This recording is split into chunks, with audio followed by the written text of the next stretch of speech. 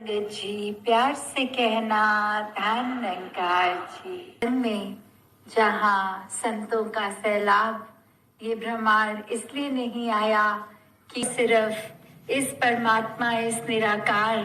से जुड़ने के लिए आज यहाँ है।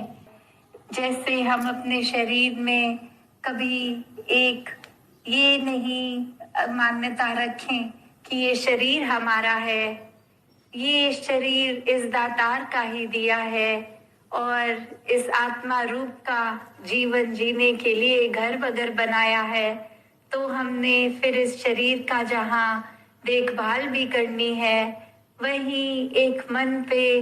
एक बुरे प्रभाव नहीं पड़ने देने, ना ही एक मन में अहंकार आने देना है कि एक बहुत ही बुद्धिमान हूँ मैं, या एक बहुत ही बलवान हूँ, बहुत इंटेलिजेंस रखने वाला जीव हूँ। नहीं, ये दातार ने जब शरीर दिया, वो सिर्फ इस शरीर के लिए, एक जीवन काटने के लिए, जैसे अगर एक छोर से नदी के दूसरे छोर जाना होता है तो वो नाव साधन बनती है, वैसे ही अगर जीवन को जीना है मनुष्य योनि में तो ये शरीर वो नाव है। तो कैसे ये नाव ही हमारा अस्तित्व नहीं है, ये आत्मा का असली अस्तित्व तो ये परमात्मा है। और जो जीते जी फिर अपना उद्देश्य समझ जाता है कि संसार में आए हैं तो इस आत्मा का मिलन परमात्मा से कराने के लिए,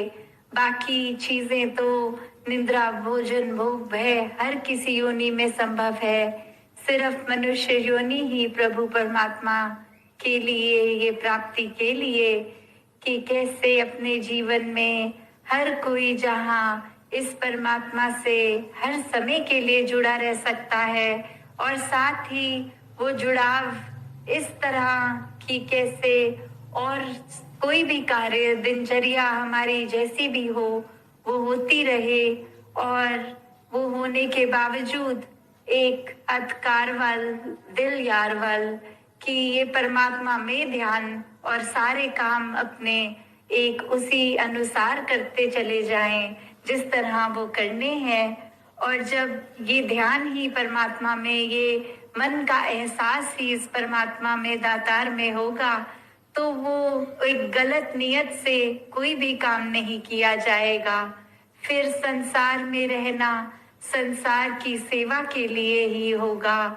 किसी को भी एक दुख पहुंचाने की नियत नहीं होगी, हर एक के लिए ये सुख ही सुख पर एक पहुंचाने का एक इरादा होगा। तो कैसे हर कोई जहाँ अपने जीवन में इस ब्रह्म ज्ञान द्वारा इस परमात्मा के साथ एक अपनी जीवन काल के लिए भी जहाँ जुड़ जाता है, वहीं आत्मा को भी ये एहसास हो जाता है कि ये असली अस्तित्व ये शरीर भी नहीं है, ये सोच भी नहीं है, ये मन भी नहीं है, ये तो गुजरान मात्र है, पर असली पहचान इस आत्मा की ये परमात्मा ही है। और फिर ये सच्चाई, ये परमात्मा चाहे हम किसी नाम से संबोधित करें, ये निराकार दातार भगवान, इसने फिर हर समय ही सच्चाई रहनी है। ये कोई ऐसी सच्चाई नहीं जो इस समय तो सच्चाई है पर अगले पल सच्चाई नहीं रहेगी, ये समय के साथ बदलने वाली सच्चाई नहीं, ये घटती बढ़ती सच्चाई नहीं, ये हर समय हर जगह रहने वाली सच्चाई है। तो कैसे जब जब इस मन में इस परमात्मा को, इस सच्चाई को बिठाएंगे तो और कोई भी बुरी चीज इस मन पे हावी नहीं होगी। जो दृष्टिकोण भी बनेगा वो एक हर किसी में अच्छाई देखने का ही बनेगा, ना कि किसी को दर्द पहुंचाने का। कैसे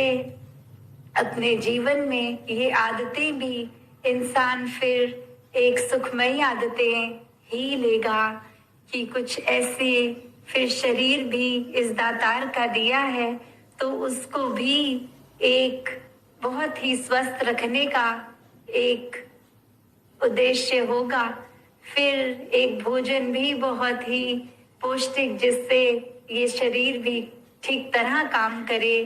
क्योंकि ये जिम्मेवारी इस परमात्मा द्वारा कि ये शरीर दिया है तो इसकी देखभाल भी करनी है। पर इतना इसको भी माया रूप बना नहीं लेना कि फिर अपने शरीर में ही पूरा ध्यान रहे कि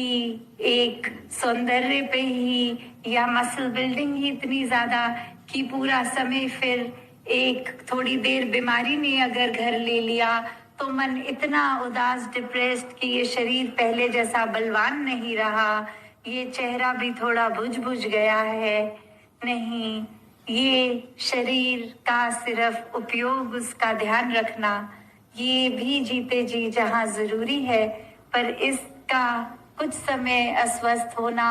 का मन पे भी इतना एक बोझ नहीं लेना, क्योंकि ये भी गुजरान मात्र ही है। तो कैसे जहाँ शरीर में नशा इत्यादि भी नहीं डालना जिससे ये शरीर खराब हो,